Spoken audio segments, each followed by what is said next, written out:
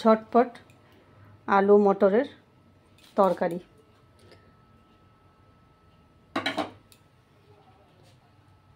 কড়াইতে সর্ষের তেল দিচ্ছি, খুব বেশি নয়, অল্প, বড় চামচের 1 চামচ সর্ষের তেল, কালো জিরে,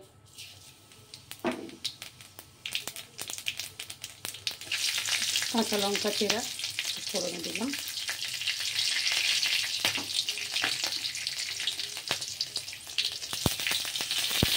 পেঁয়াজ কুচি,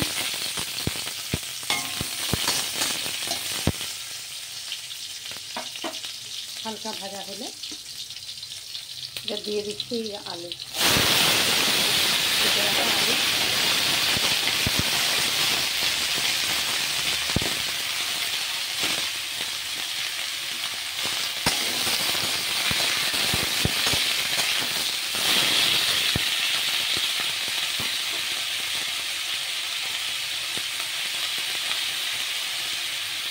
এবার দিচ্ছি নুন, চিনি। এখানে আছে সাদা নুন, এমনি প্লেন, আর এটা হচ্ছে সন্দক লবণ, রক সল্ট যেটাকে বলা হয়, হেলদি এটা, ওই জন্য দিচ্ছি। প্লেন নুনটা একটু কম দিয়েছি, ওই নুনটা দিলাম। এবার আরেকটু চেরা কাঁচা লঙ্কা, পেঁয়াজ কুচি আর টমেটো কুচি এর মধ্যে দিয়ে দিলাম, মটরশুঁটি,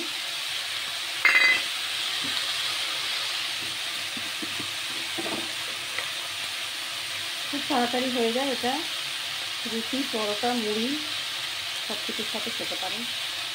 হলুদ দিচ্ছি,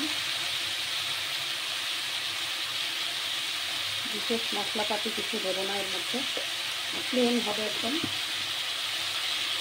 সকালবেলা ব্রেকফাস্টে রাত্রে খেতে খুব ভালো লাগে। একটু দিচ্ছি আলুর দম মশলা, এটা পুরোপুরি অপশনাল, আপনারা নাও দিতে পারেন।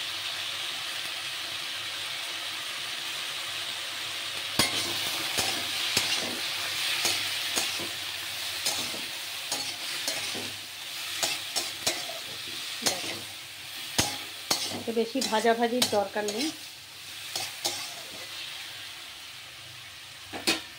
সব মিশিয়ে দিলাম। এবার এর মধ্যে জল দিয়ে দেবো, পরিমাণ মতো জল, একটু কাদা কাদা থাকবে, অল্প একটু ঝোল ঝোল থাকবে, তাহলে মুড়ির সাথে বা রুটির সাথে একটু খেতে ভালো লাগবে আর কি। একদম শুকনো শুকনো হবে না, একটু ঝোল ঝোল থাকবে হালকা। আলুটা সেদ্ধ হওয়ার পর অল্প একটু ঝোল ঝোল থাকবে, সেরকমভাবে নামাবো। এবার এটাকে ঢাকা দিয়ে দেবো, যতক্ষণ না আলু সেদ্ধ হয় ততক্ষণ এটাকে রাখবো।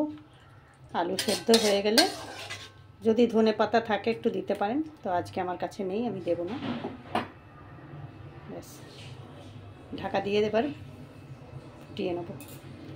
হয়ে গেল আলুর তরকারি। এটা দিয়ে রুটি, মুড়ি, পরোটা যা খুশি আপনি খেতে পারেন। Thank you for watching.